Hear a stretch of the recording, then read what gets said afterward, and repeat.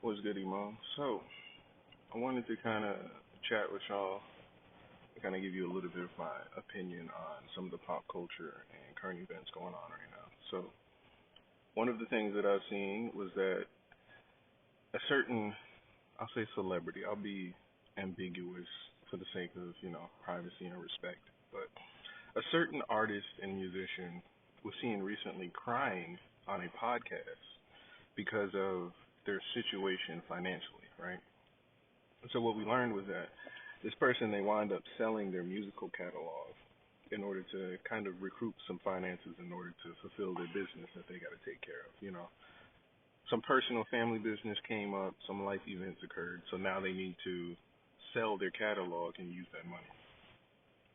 The controversy in that is in why you could find a reason to sell your catalog. So for me, I can think of two reasons.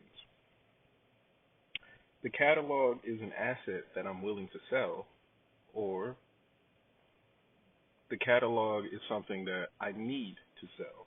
Okay. The issue that I see a lot of people come up with this conversation is what defines a need to sell your musical catalog.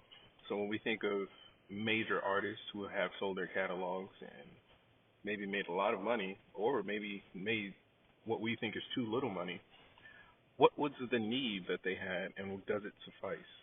Does it validate the decision that they made? So for me, I'd look at it this way. If you're a young artist and you're getting started, I would suggest this. Figure out what those needs are and really determine for yourself if those needs will be a better option than what you could make owning your catalog, okay? And so to put it in a very simple perspective, basically, you need to understand whether or not it'll make more sense to own the very thing you created from your own sweat, blood, and tears, or can you make a good enough argument for whether or not selling it makes sense, okay? Now, this is important to understand young because a lot of artists, especially the one we were speaking on in this particular context, they were making music based on how they felt in the moment. Okay, so there wasn't necessarily a trajectory planned.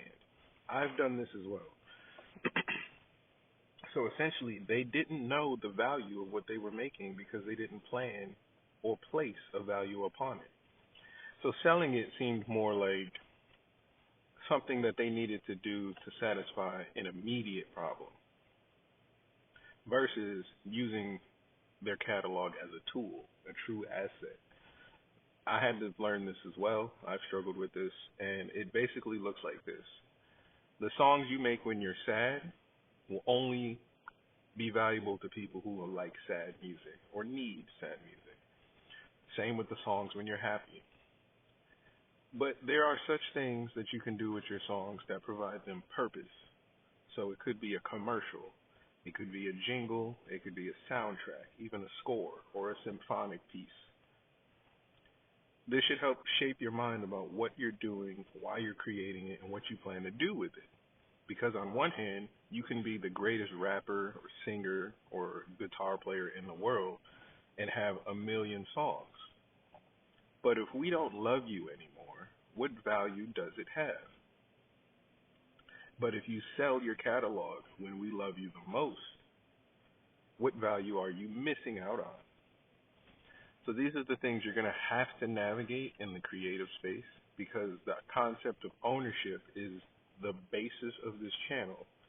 And essentially, it's something artists are going to have to understand more so than participate because you could have one piece created that could change the rest of your life. You don't necessarily need the extra reps to put in an expertise level of artistry or compete with the best of the best. You just need one. But if you can get one, why should you stop? Why should you continue? And that's what's going to create the difference between an artist that thinks selling their catalog makes complete sense or keeping their catalog for what is deserved of them. So let me know what you think. This is just a quick thought, something that I have, in the back of my mind about different things. And if it's something that you struggle with as an artist, like what is a catalog, or even if you struggle with what you should do with your own catalog, make sure you let me know in the comments, and I'll make that conversation happen. Let's get it.